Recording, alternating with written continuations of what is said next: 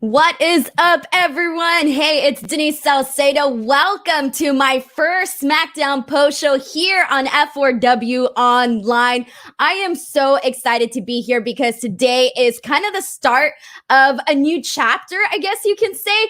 I'm really excited for those of you who haven't heard the news. I have a little bit of an announcement to make. I'm very excited to announce that F4W has officially expanded my show, Speak Now Pro Wrestling. As you guys know, I've been doing the AEW and NXT recaps on Wednesdays, and that has been going so awesomely fantastic. And so, so first of all, NXT moving to Tuesdays, I still want to cover NXT. I've been talking about NXT with all of you guys each and every single week. So now I'm going to be doing the NXT Tuesday post show. So immediately following NXT, I will be live on here recapping the show in a similar fashion in which I've done the AEW show and the NXT show combined. And then on top of that, I am also doing the Smackdown show. I had been doing the Smackdown show on my channel, but it has now joined over here, and I could not be seriously guys, I could not be more thankful for this opportunity. So I'm going to kick things off by literally thanking everybody, just everybody for giving me this opportunity, and it's very, very exciting. Oh my god, now I'm terrified. Brian Rose says history being made tonight, folks. Denise here on the F4W YouTube on Fridays. I know the pressure is on. Prior to I was all excited once the decision was made, the announcement was made, and then come today, I started to get nervous, and I was like, why am I nervous? I literally do all these Wednesday shows and all these other shows. Why am I so nervous about doing the Friday show? But either way, I'm very happy. Thank you so much to Brandon, who says congrats to doing Speak Now on Fridays. You've earned it. Thank you guys so much, truly. And just so you guys know, so also I'm still going to be doing the Twitch commercials. I'm still going to be doing the AEW post shows on the Twitch channel. So all of that remains the same. I've just added NXT and Fridays now. Also, friendly reminder for those of you who do not already know. So if you send in a super chat at any point throughout this show, throughout this stream, just know that I do get to keep the total amount that is sent. After YouTube takes their cut, I get to keep the amount. So shout out to F4W for allowing me that. So thank you. We're going to kick things off with a comment from Chris Ludek, who says, congrats on F4W expanding your role with them. You always do a great job. I really appreciate it, guys. Seriously, you have no idea. I get super paranoid about whether or not people are going to like me or like my show. So getting this positive response and just knowing that everybody here had the faith in me to do and more shows is really just very rewarding. But enough talking. Oh, wait, we have one more super chat. Thank you so much to Matthew Makovsky. I truly appreciate it. He says, Denise deserves all the love and support. The hard work she has put in deserves so much. Here's some money for everything you have done for me.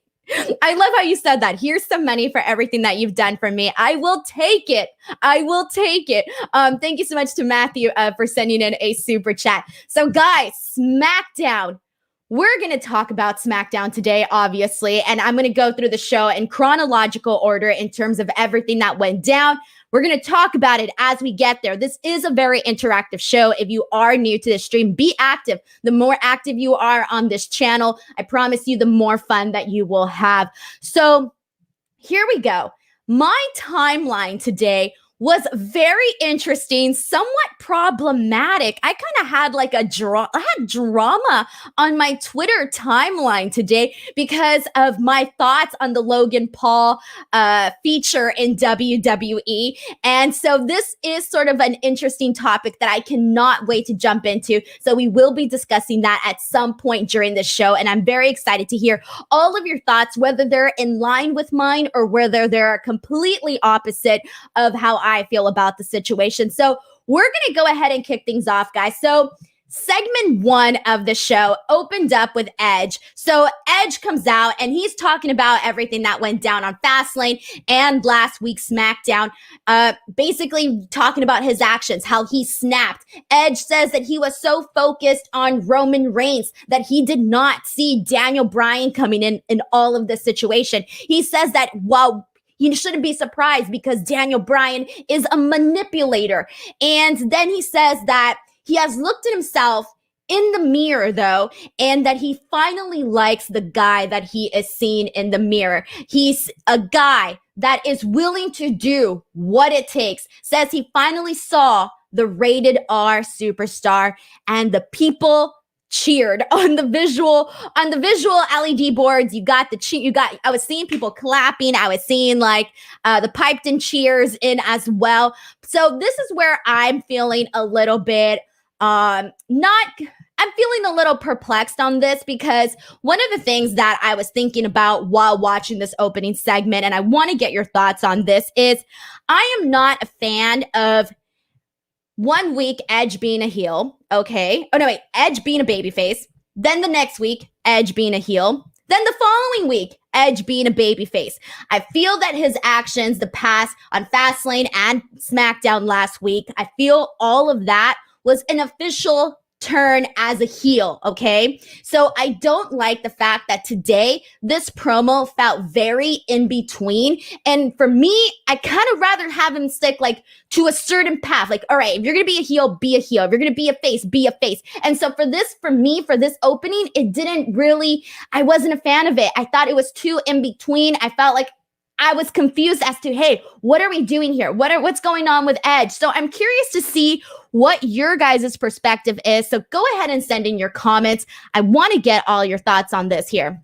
So this one is from Smithy Boy, who says, Edge may talk like a heel, but he just doesn't feel like a bad guy to me. Yeah, it was like the second that he said that he looked in the mirror and he finally likes the guy that he sees, that's when I felt like this uproar of people, quotations, air quotations, cheering or whatever. And so like, for me, it didn't fit, guys. It didn't fit. The theme of this did not fit. I feel like we're going in a different direction with Edge than what we were doing originally. So for me, I was not a fan of this opening segment. This one is from Noah Drayson, who says, Edge has become very unlikable. I kind of feel he should have just stayed away. See, I don't think that. Okay, so I don't think that he should have stayed away, because obviously, you know, that moment when he came back at the Royal Rumble moment, everyone was so happy. Everyone was so excited. And that is a moment that I think it's not very often that you can replicate a moment like that. So I don't think that he should have stayed away.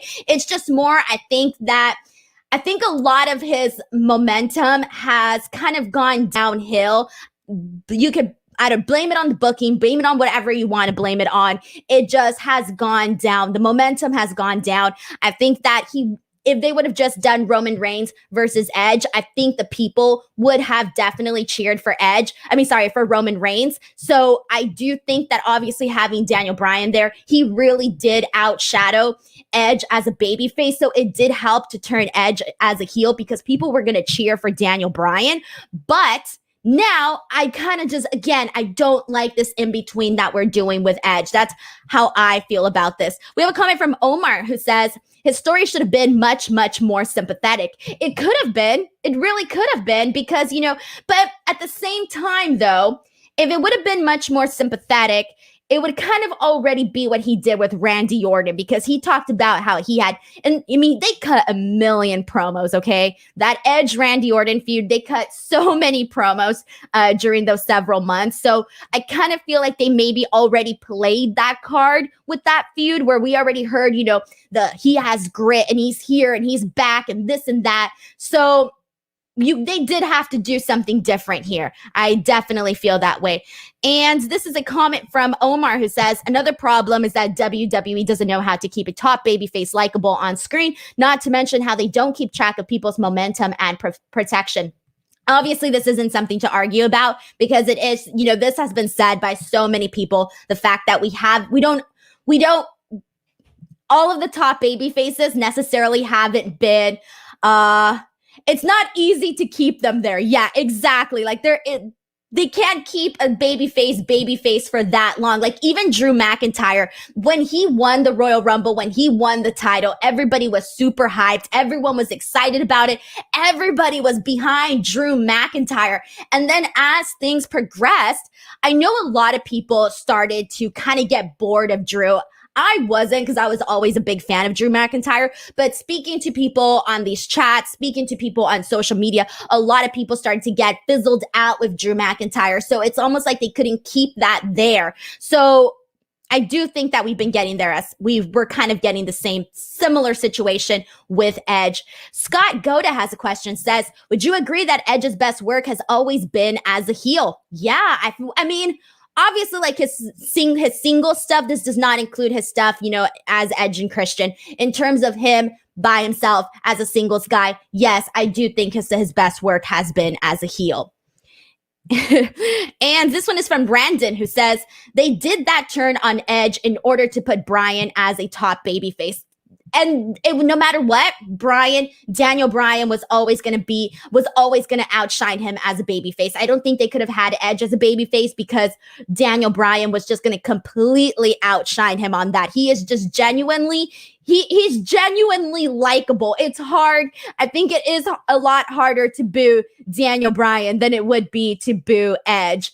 And all right, guys. So we have another comment from Alyssa Stansberry, who says, don't want to see Edge win title, rather see Daniel Bryan win or Roman Reigns retain. So I feel the exact same way Alyssa does here. I completely agree with this. I think for a while I thought, okay, I wouldn't mind seeing another run with Edge as champion. And this is going to sound like I'm not an Edge fan, by the way. I'm definitely a fan of Edge, but I would rather see either A, have Roman Reigns retain the title, or B, have Daniel Bryan win, because it would be like this fun, awesome moment. So I'm curious to see how that triple threat is going to go and what is going to play out. But I feel like right now they've gotten a lot of momentum back to Daniel Bryan. And I think most people, and like Alyssa just said here, would like to see the scenario play out.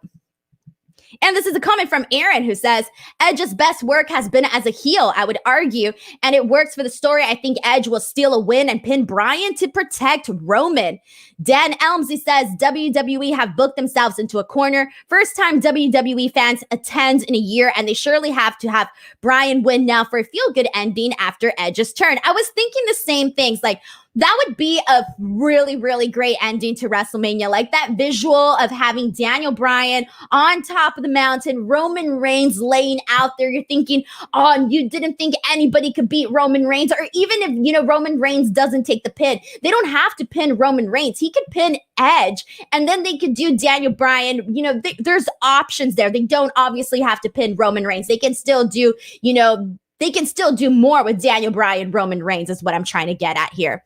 So that's how I feel about this. I'm glad we talked about this because I really just felt that it was too much back and forth between Edge's character dynamic of, hey, heel, babyface. Let's stick to the page here. Honestly, I don't know how the WrestleMania crowds are going to react. I don't know how they're going to react to Roman. I don't know how they're going to react to Edge. I do know how they're going to react to Daniel Bryan, though.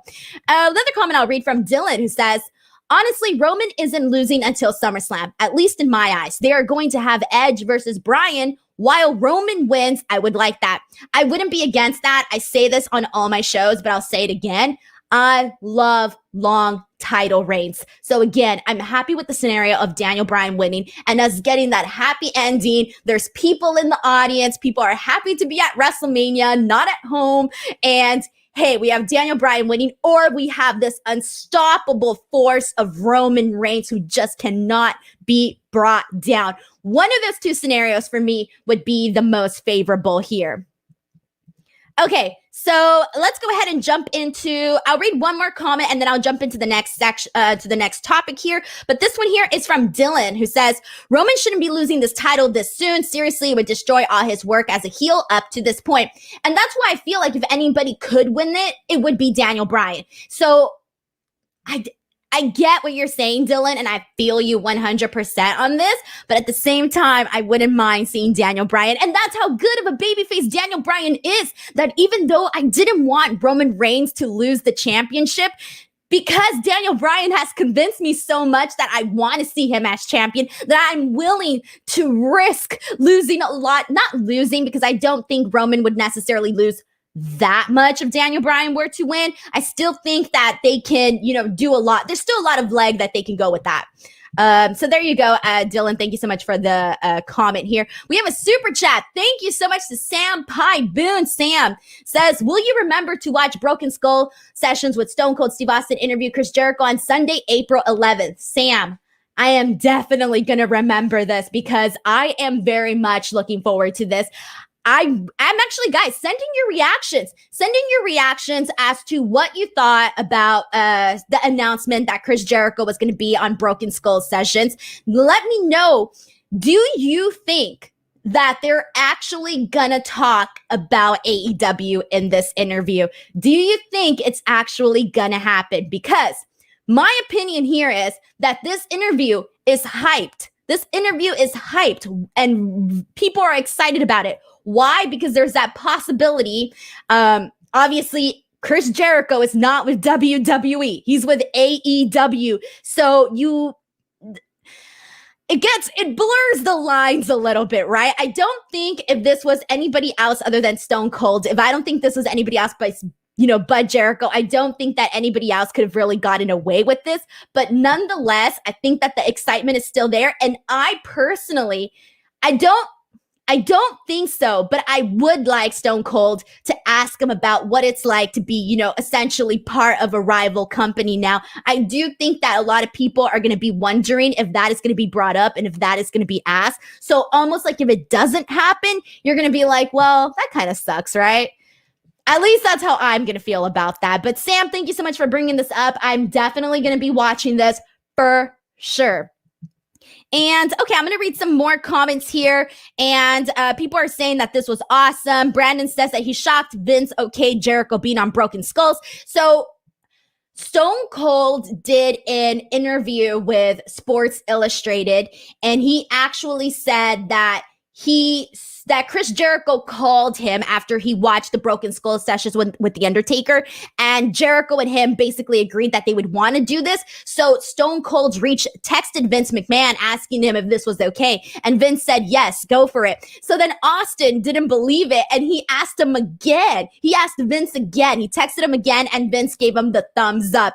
And then today in the media call, Triple H basically said that he was not surprised because according to Triple H, Vince has always been adamant about the possibility of working with being open for business, essentially. So while we're all shocked, apparently maybe some other people weren't. But based on the quote that I read from Stone Cold's interview with Sports Illustrated, it seems to me that he was shocked as well. So take it with what you want there. And let's see what else we have here. So most of you guys are looking forward to this. All right, this one is from Jake Larson, who says, Vince must really still respect Jericho. I can't imagine him allowing anyone else to do it. Stone Cold will absolutely ask about AEW. He asked Triple H about CM Punk. I hope he does, because if he doesn't, people are going to, no matter how good that interview will be, because they can talk about so much, people are going to want to know if it's going to happen. And yeah, this is a comment from Matthew. Thank you. Triple H also said in the media call that he didn't know that this was going to happen until essentially it was announced. So there you go. All right, guys. So let's continue on with SmackDown. So after this, we had a match between Chad Gable, Otis, Dolph Ziggler, and Bobby Roode versus Dominic, Rey Mysterio, and the Street Profits. And in case you're wondering, yes, we've already seen this match before. So kind of heading into this match, I really wasn't looking forward to it. I'll be honest with you. I wasn't looking forward to it because we've seen this match already. So we've had 2 weeks ago, I think it was, we had Street Profits versus Rey Mysterio and Dominic. Before that, we had Rey Mysterio and Dominic versus Gable and Otis. Before that was when we had Street Profits and Dominic, Rey Mysterio defeating Robert Roode and Chad Gable and Otis and Dolph Ziggler. So I kind of felt like this was a little bit been there, done that. So I really wasn't looking forward to it. But given the fact that they kept this short for the most part, and they had like a couple of interesting spots throughout this, it wasn't terrible. But I'm curious as to how you guys feel that this fatal four-way match that was supposed to be taking place at WrestleMania has essentially been bumped over to SmackDown. So next week, SmackDown is going to have like this WrestleMania theme where they're going to be having, they're going to be doing this match and a lot of other stuff on there as well. So I'm curious as to how you feel that this fatal four-way for the SmackDown tag team titles isn't going to be on WrestleMania. Does that make sense to you? Do you agree with that? Do you think it lessens? Do you think it lessens the title? Do you think it lessens the importance of the match? Or do you think it hypes people up for WrestleMania? I feel like you can argue multiple sides of this. So go ahead and send in your thoughts here. But all I want to add, though, is that if they were going to do this match all over again, I think that they could have easily switched partners. Like instead of having Dominic and Rey Mysterio team with the Street Profits, they could have easily had them team with Dolph Ziggler and Bobby Roode. So just kind of switch it up a little bit. After all, they're all facing one another. So I think they could have at least added that change. I did notice some interesting stuff about Otis during this match where there was a part where he kind of like, I think, tripped getting into the ring, or he kind of got like a little stuck in between the ropes, which was kind of funny. And then when he went for the splash at the ending, he did lose his balance a little bit at the top. So I kind of noticed that Otis was a little off today. But anyway, Otis did this phenomenal splash, probably one of the best ones that I've seen him do on Ford to get the win here. Quick match, but it felt very, very filler. It felt very unimportant, I will say, that match. So first of all, let's welcome. So we have some new members here. Shout out to the Hitman F4W and shout out to Mike Rubitz, who just became YouTube members. Congratulations, guys. If you want to become a YouTube member, you are more than welcome to sign up. You get lots more content on top of the free content that you're getting on the YouTube channel. You do get the additional members only content. So more content, the better. If you guys want to go ahead and become members, you are more than welcome to. So shout out to those new members here. So let's see here what you guys think about this here. So, okay, this one is from, we'll start off with Joseph, and he says, it feels like they didn't know what to do with the SmackDown next week since it was filmed today, since they have to be out at St. Petersburg by today, hence what would have been night one of pre-show matches. Like, I don't mind having all of the hype for it and, you know, setting up this theme, you know, heading into WrestleMania and, you know, really getting excited for it and really pushing and promoting it. It just kind of feels weird that they're having that match on there. And this is a comment from Matthew who says, Mania before Mania, SmackDown Mania. What other nonsensical names could they call next week's SmackDown? Also, why can't they put this on Mania, giving the Mysterios their moment on SmackDown and their moment on Mania instead of SmackDown? Yeah, exactly. I can't believe that they're not going to have, you know, a lot of these guys on the WrestleMania card. It just seems very, very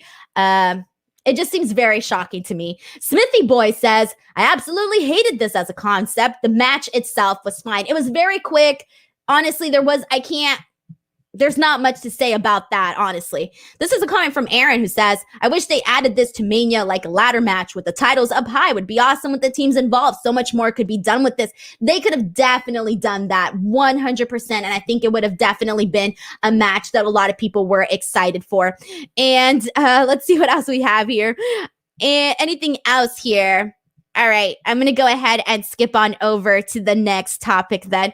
All right, guys, BTW, quick reminder, if you are here, heads up, I will be back on this channel on F4W Online. I will be back here on Wednesday covering AEW and NXT.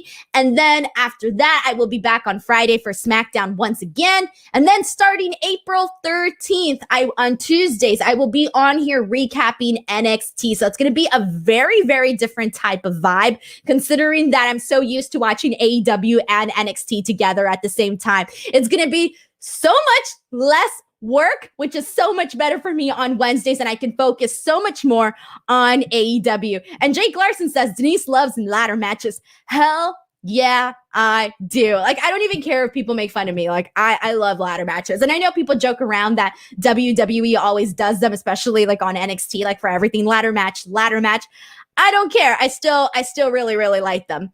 All right, let's move on. So after this, we had the segment between Corey Graves, Seth Rollins, and Cesaro. So prior to this, I was going to say that one of the things that I do like about this year's WrestleMania is that they are doing a lot of, I think, pretty solid booking heading into these singles matches, especially the mid-card singles matches. I think that they've done a pretty good job of booking matches, of building these matches like Seth Rollins and Cesaro, like Sami Zayn and Kevin Owens. Obviously, we'll talk more about the Kevin Owens situation a little bit later once we get to that portion of the show.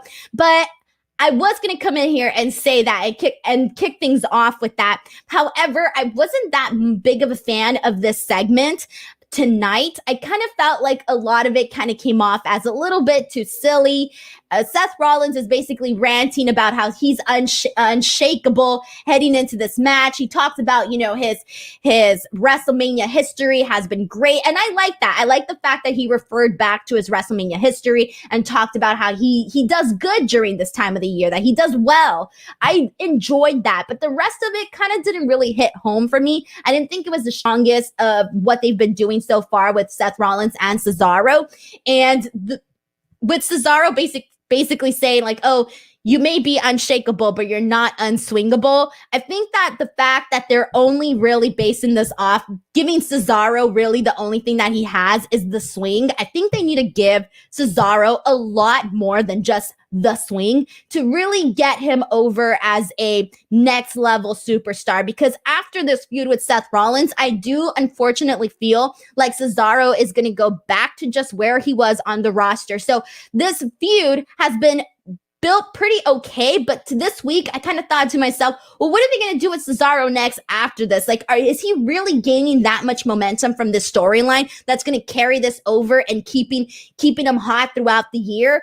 I don't know. I don't know if it's gotten there. Obviously, maybe come WrestleMania, they'll have an incredible match, and I'm really hoping for that. And it's, usually I really enjoy Seth Rollins matches, period. And I don't doubt that he's going to have a really good match with Cesaro. But for the most part, I do think that they shouldn't just have him do the swing shouldn't be the only thing about this story for Cesaro. They should give him a lot more. They shouldn't just give him the swing because it'll just really be seen as something that is not really taken that seriously. So I do think they need to add a lot more to him here. So let's see what else we have here. And this is a comment this one is from Miss Meg Winter, who says, Cesaro has so much potential, but I feel like they never use him right. And that's why people have been clamoring to see Cesaro a whole lot more. That's why people were very excited when it started looking like they were going in this direction with Seth Rollins. Like the second this whole storyline started, I think people already had that excitement because people know that there's always been that chance for Cesaro, but he's just never actually got into that, to that line where you think he should be.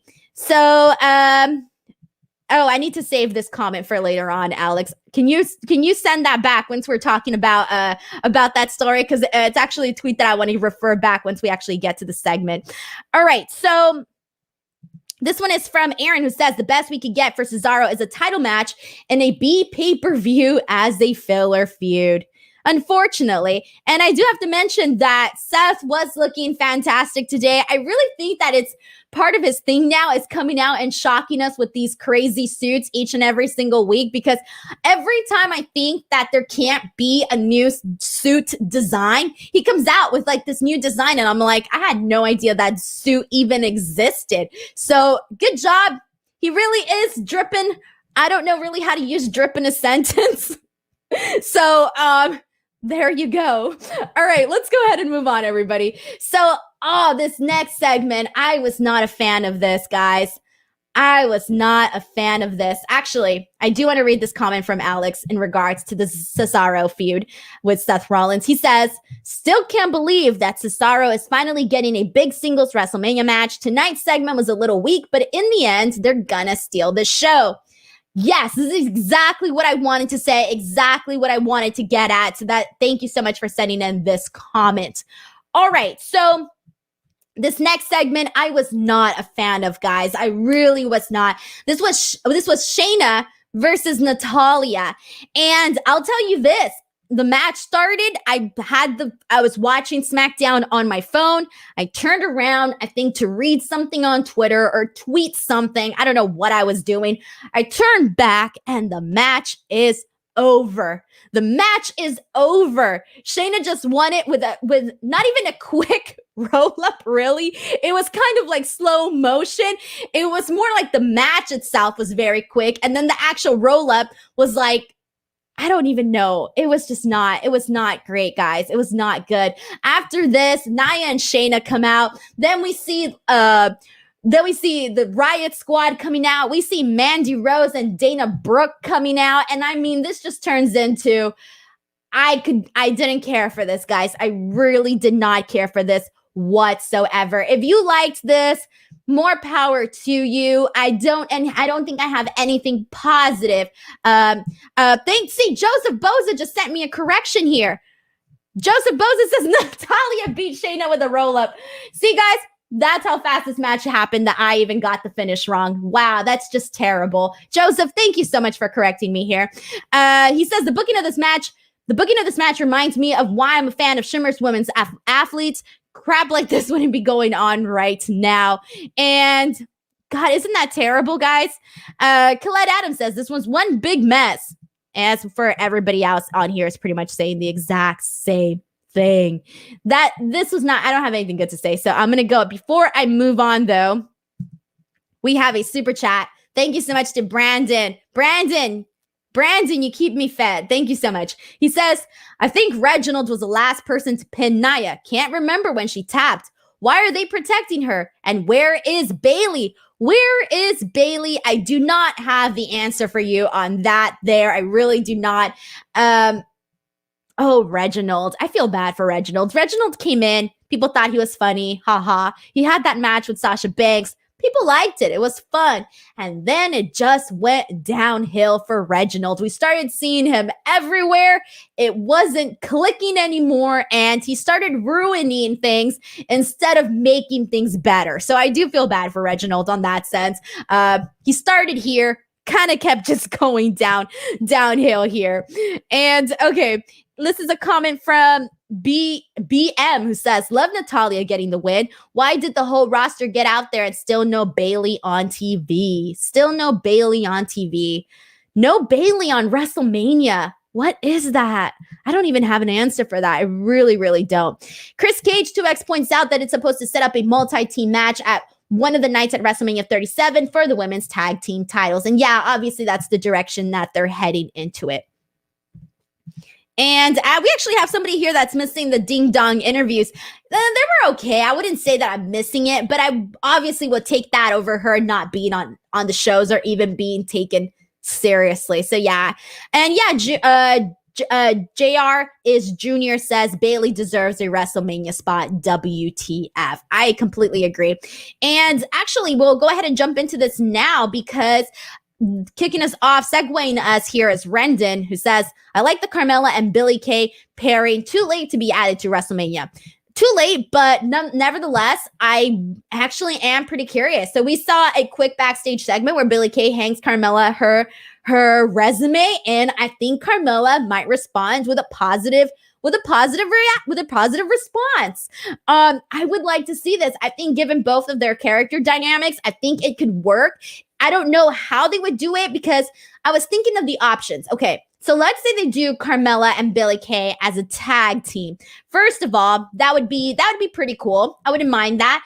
And maybe they can, like, they're two very different girls, but I think they can find a way to coexist. I hate to use the coexist word, but that's all I can think of right now. They can coexist together just because they can find an equal footing. Like, they're both essentially being shunned out. They're both essentially not being used. So they have something in common. And so they can use that to their advantage. So that's one option. Now let's say they do like a Carmella uses her as like her sidekick, as somewhat similar to what she was doing with Reginald.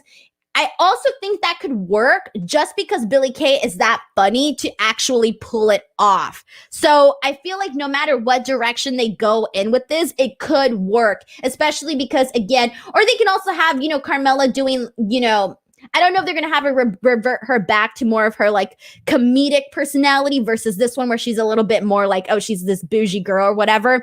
So I don't know exactly if this is going to cause a change in Carmella or if they're going to keep Carmella as she is right now and have that balance out with Billie Kay. So I would be curious to see what they do with this. So I do think that there's a lot of possibilities, and it would do both of these girls very well to, you know, be working with one another.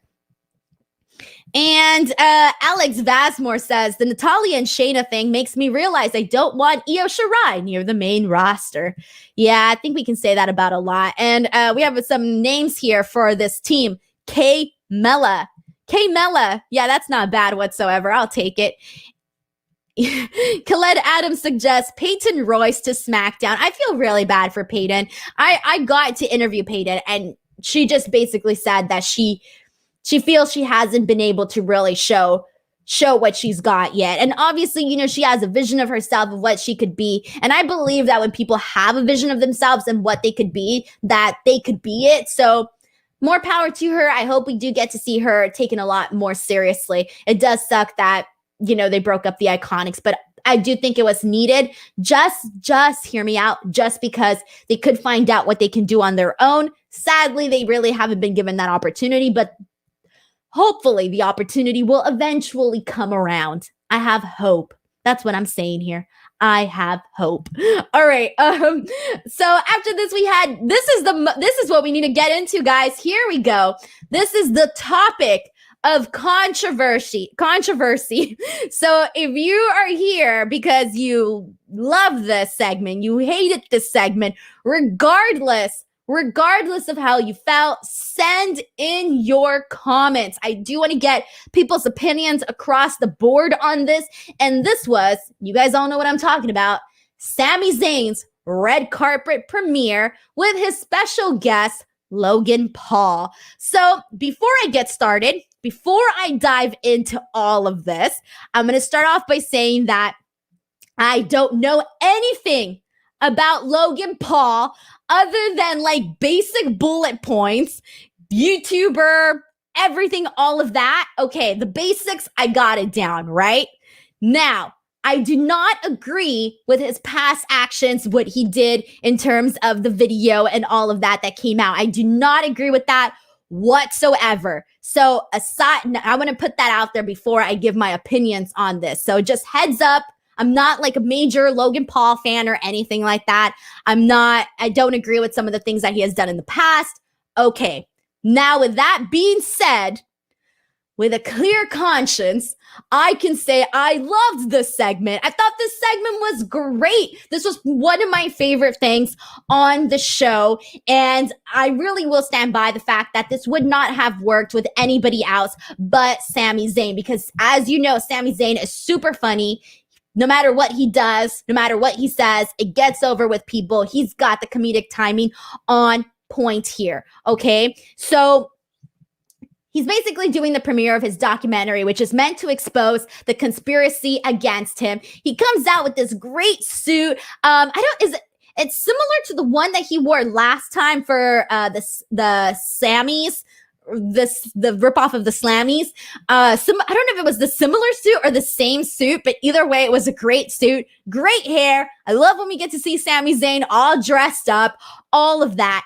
And so he basically, so prior to Logan Paul coming out, or as Logan Paul is coming out, Sami Zayn starts dancing, and I swear, I'm sorry, I could not stop laughing. I thought it was the funniest thing ever, the way that Sami Zayn was dancing. I can't even replicate it, but it was just like, I don't even know what he was doing. He was looking up at the ceiling, he was moving his arms, he was doing God knows what, I don't know, but it was so funny. Like, Sami Zayn dancing completely made this for me. But it gets better. It gets better. So Logan Paul comes out, and so he sits down on the chair. Sami Zayn sits down on the chair, and he basically tells him that he's very happy that Logan Paul has an open mind because he wants to show him his documentary, and he wants all of his viewers and all of his fans to know that there is a conspiracy against him.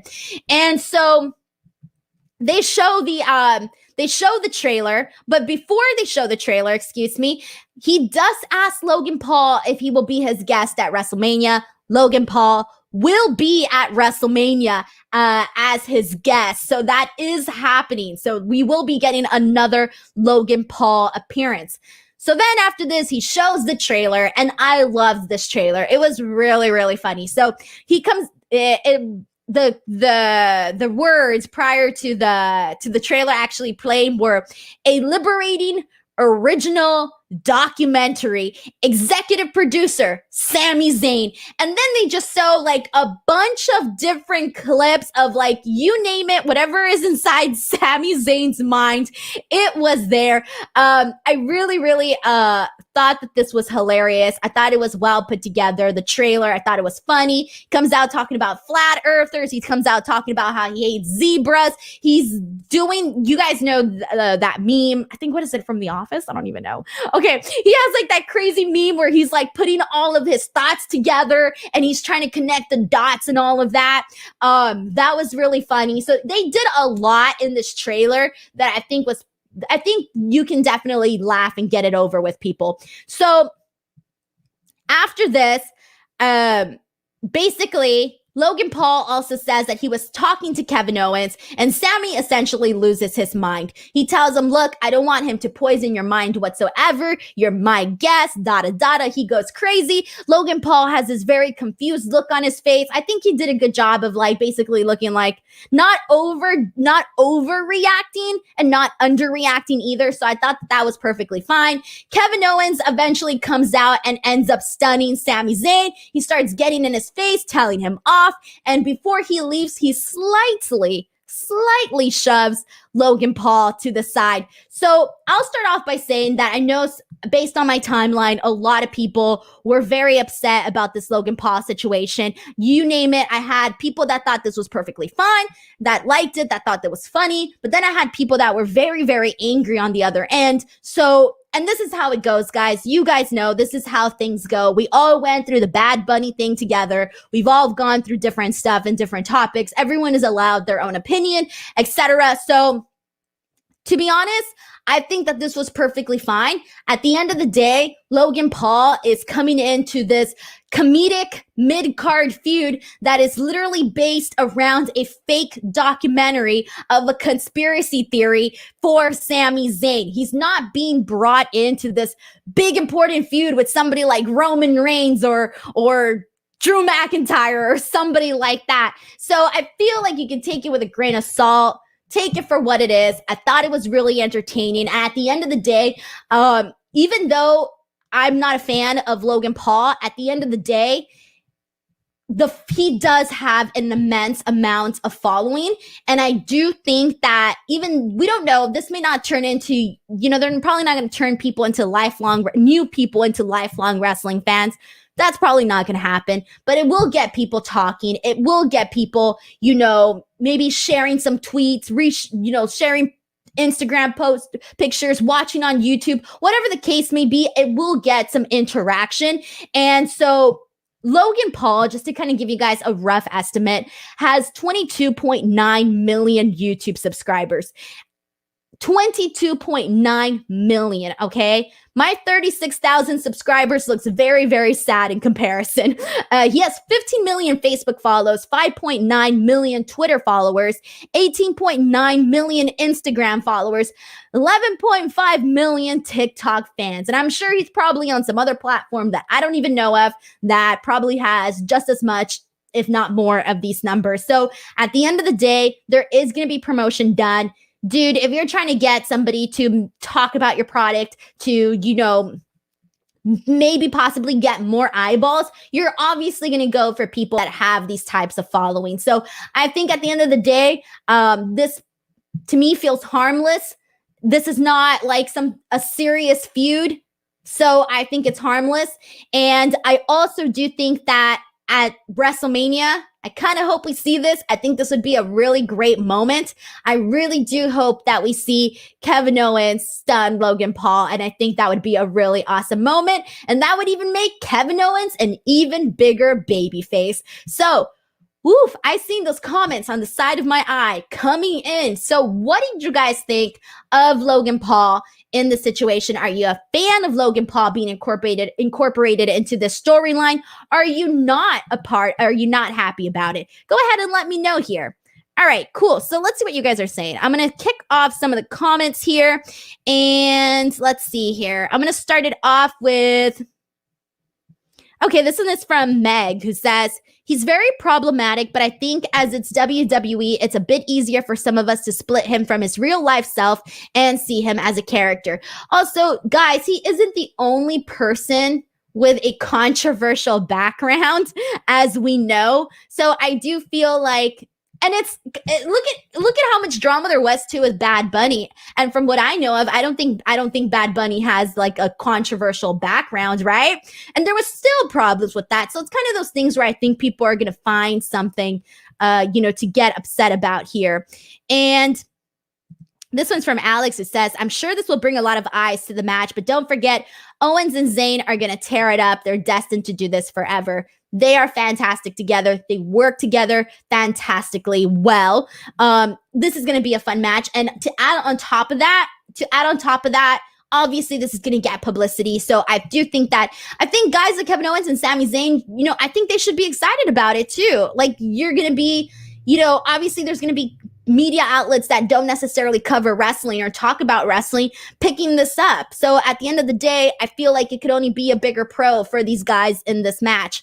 And Joseph Boza says, this really sucks. I hope it was a cruel April Fool's joke. Oh God, I hate April Fools. It's such a terrible holiday. I hate it.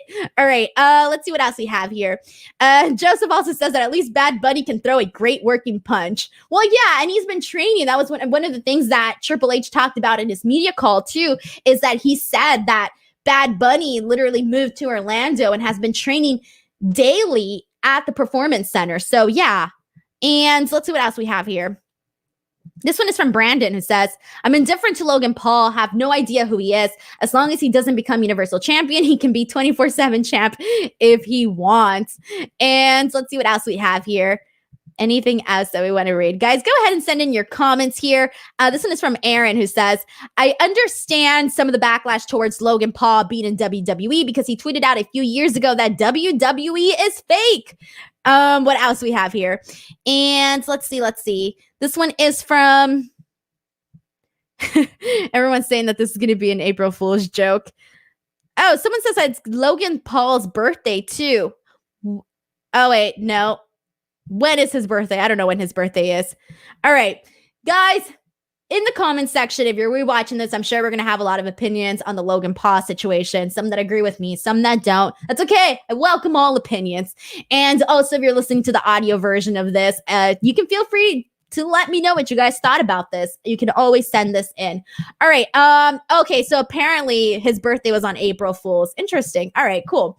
All right, we still got a couple more things to go into before we wrap this show up, but we did have Carmella versus Bianca Belair, and I've gone on and on about, and obviously I'm not the only person that's gone on and on about how they could have definitely booked the Sasha Banks, Bianca Belair storyline a lot differently to really just keep that momentum that they had the second this match was announced heading in all the way into WrestleMania. Both of these women should have been kept strong. Bianca Belair should have been picking up wins, not being squashed by Tamina. Sasha Banks should have been that person that was like getting frustrated, getting maybe a little jealous at the fact that this newcomer, Bianca Belair, is picking up all of these wins. So anyways, Bianca Belair wins this match against Carmella. They should have been doing this from the start. They have plenty of women that could have taken losses to Bianca Belair. Heck, even at Fastlane, speaking of Bayley, they could have done Bayley versus Bianca. Can you imagine what it would have been like for Bianca Belair to beat Bayley, a former champion, and, heading into this title match at WrestleMania? That would have definitely made her look like an even much more bigger deal. Getting a win over Bayley, just getting constant wins, not stop, to where Sasha Banks maybe might have started doubting herself a little bit. I think had they gone this direction with this feud, I think it would have been a lot more solid. And thank you so much to Matthew Makovsky for sending in this super chat, who says, he says, I loved Graves simping over Carmella. Okay, sorry, bye. This was hilarious, actually. So right before the commercial break, Carmella comes out and he just starts going, oh my God, oh my God, oh my God, over and over again. All right. I thought that was pretty hilarious. You know what? Screw it. That was funny. Why not? So I actually kind of agree with Matthew Makovsky on this one there. So anyways, back to Bianca, back to Sasha. I'm looking forward to this match. Could have been booked a lot differently. And I'm trying to think if there was anything else I wanted to add here. No, I pretty much said everything I needed to say about this. And Randon says Bayley should host WrestleMania. That's not going to happen. They have already announced their host. And let's see what else we have. All right, cool. All right, we'll go ahead and move on. All right, so let's see. After this, we had, okay, here we go. Oh, man, we haven't even gotten to this. Apollo Crews, everybody, challenges Big E to a Nigerian drum fight. So reactions, crickets, guys. Crickets and confusion here. Crickets and confusion. This feud started with Big E insulting Apollo. So Apollo throws ring steps to the back of Big E's head. Big E's out for a bit. He goes to a medical facility for this. Takes him out for months. And this is being settled with a drum fight. This serious feud, what is supposed to be a serious feud, is being settled by a drum fight. I don't think that I'm feeling, I don't know. This could turn out to be really great. I don't know what a drum fight is. I don't know what to expect. If you guys here know what is supposed to be expected, fill me in here because I'm clueless. Obviously, the accent is terrible. I see it already here, people mentioning it. This would be, I think Apollo has a lot going with him with this new character, but the accent, it's just coming off as too fake. So yeah, I agree with everybody here in terms of the accent. But what do you guys think about this drum fight? So Brandon points out, I needed The Rock to come out and say, what in the blue hell is a Nigerian drum fight? I don't even know what a Nigerian drum fight is. I really do not know. JR's Jr. says, I honestly couldn't understand the stipulation with that accent he developed last month. Yeah, I can't even imagine what it would be like to do a fake accent continuously. I don't feel like I would be able to function like that. Like I have to speak the way I speak. I can't do it. I can't do it.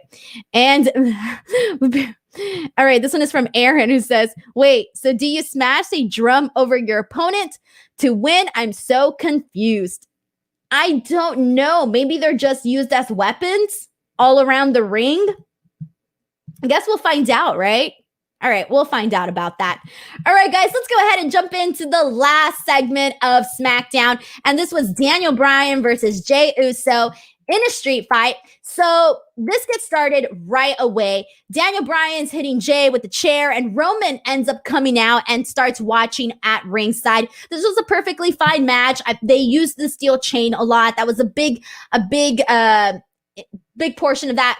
A big factor in this match was the steel chain. So one of my favorite parts in this match was actually really the finish. So what I liked about the finish was that Daniel Bryan wraps the steel chain all across his arm. Man, I can't even talk anymore, guys. 3 shows. This is my 3rd show of the evening, and I'm breaking down. Here we go. So he wraps it around his arm, and he just starts elbowing. He just starts elbowing Jey Uso like in the face, and then gets him into the yes lock, and then taps out. I loved the finish to this match. I thought the finish was fantastic. And one of my favorite things about this storyline, the story in this match, period. My favorite thing about this was that this further established Daniel Bryan as a bigger baby face. Now, we talked about this earlier, that Daniel Bryan going into this is looking like a very strong baby face, okay? We covered that. Here you have this guy who's trying to not earn his spot at WrestleMania, but keep his spot at WrestleMania. And you have Edge and Roman Reigns, 2 badass guys who want to see this guy be brought down, be taken down, be taken out prior to WrestleMania. And they can't do it. They can't do it, but they're both watching. They're both hoping, they've got their fingers crossed, hoping that they can eliminate Daniel Bryan from this match. So this just furthered that for Daniel Bryan, and I really like that portion of this match. And then it really did make Roman Reigns just like him just watching the match. That was fantastic. He was just sitting back there, being his cocky self. I love that. And he also succeeded. He succeeded in turning Daniel Bryan and Edge against each other. So all of this I thought was really great. I thought the way that everything closed out with SmackDown was awesome. This is one of the matches that I'm most looking forward to heading into WrestleMania. And I think they've done a really good job with building this a triple threat match. So let's see what else you guys thought here. This one is from Jada, who says, when's the last time Jey Uso won a match? He's supposed to protect Reigns, but everyone runs right through him. It's predictable. Roman needs more family members to take the pin for him.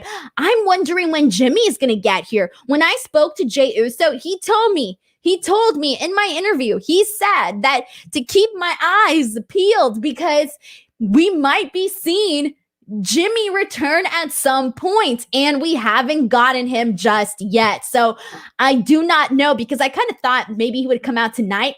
Heck, you know what? Maybe he'll come out in next week's SmackDown. Hey, next week's SmackDown's being promoted very highly. I don't know, but I am curious as to when exactly he's actually going to go ahead and come back. Colette Adams asked if I'm in the UK. No, I am actually in Los Angeles. And shout out to Smart Kuko, who came out and is now a YouTube member. Smart Kuko, thank you so much for becoming a YouTube member. I really think you're going to enjoy it and have a great time on here.